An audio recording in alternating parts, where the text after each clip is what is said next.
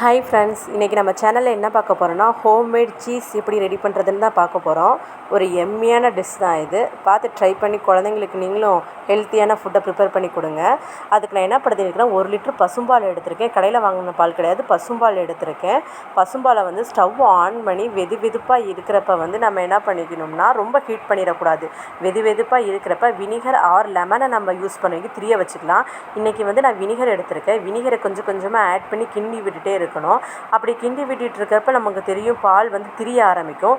நல்லா திரியிற வரையும் நம்ம கொஞ்சம் கொஞ்சமாக வினிகரை சேர்த்து ஆட் பண்ணி நம்ம ஸ்டவ் ஆஃப் பண்ணிவிட்டு மூடி வைக்கணும் 10 நிமிஷம். 10 நிமிஷம் கழிச்சு நம்ம எடுத்து பார்த்தா சீஸ் நல்ல பப்ளியாக நம்மளுக்கு கிடச்சிருக்கும். அதை என்ன பண்ணிக்கணும், ஃபில்ட்ரு பண்ணி எடுத்து எக்ஸ்ட்ராக்ட் இருக்கிற பால் எல்லாத்தையும் நம்ம கையாலே இப்படி பிழிஞ்சு எடுத்துக்கலாம். எடுத்ததுக்கப்புறம் திரும்பி வடித்த பாலையிலே எனக்கு சீஸ் இருந்துச்சு. அதையும் நான் என்ன பண்ணிவிட்டு செகண்ட் டைம் ஃபில்ட்ரு பண்ணி எடுத்து வச்சுக்கிட்டேன். அப்படி ஃபில்ட்ரு பண்ணுறப்ப எனக்கு திரும்பி கொஞ்சம் சீஸ் கிடச்சிச்சு.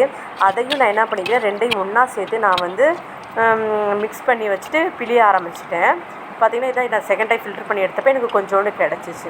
இதை ரெண்டுத்தையும் நான் சேர்த்து வச்சுட்டு பிழிஞ்சிட்டேன். நல்லா இதுமாரி ஃபில்ட்ரு பண்ணிடப்போ அழுத்தி பேசிக்கக்கூடாது. அப்படி இது பண்ணினா நமக்கு கீழே சீஸ் வேஸ்ட்டாக போயிடும். அதுக்கப்புறம் என்ன பண்ணால் க்ளீனிங் மெத்தடு, கிடச்ச சீஸை ஹாட் வாட்டரில் லைட்டு ஹாட் வாட்டரில் நம்ம சீஸை வாஷ் பண்ணி எடுக்கணும். இதேமாரி தான் நல்லா மிக்ஸ் பண்ணி 3 டைம்ஸ் ஹாட் வாட்டரு இல்லை ஐஸ் வாட்டருன்னு சொல்லிட்டு நம்ம 3 டைம்ஸ் நல்லா அலசி பிழிஞ்சு எடுத்துக்கலாம். தண்ணியை நம்ம பிழிஞ்சு எடுத்துகிட்டு ஒரு ஏர் கண்டெய்னரில் நம்ம மூடி ஃப்ரிட்ஜில் வச்சு 2 மணி நேரம் கழிச்சு யூஸ் பண்ணால் நம்ம சீஸ் கிடச்சிடும். இப்போ நம்ம ஃபில்ட்ரு பண்ண பாலை நம்ம வேஸ்ட் பண்ணாமல் திரும்பி நம்ம அகைன் சீஸ் இதுலேருந்து எடுக்கலாம்.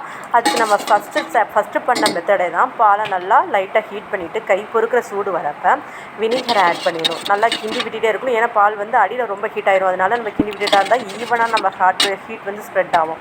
இப்போ பால் கை பொறுக்கிற சூடு வந்துருச்சு. இப்போ நம்ம வினிகரை ஆட் பண்ணி திரிய வச்சுட்டோம். பார்த்திங்கன்னா திரியும் நல்லா திரிஞ்சு வந்துருச்சு.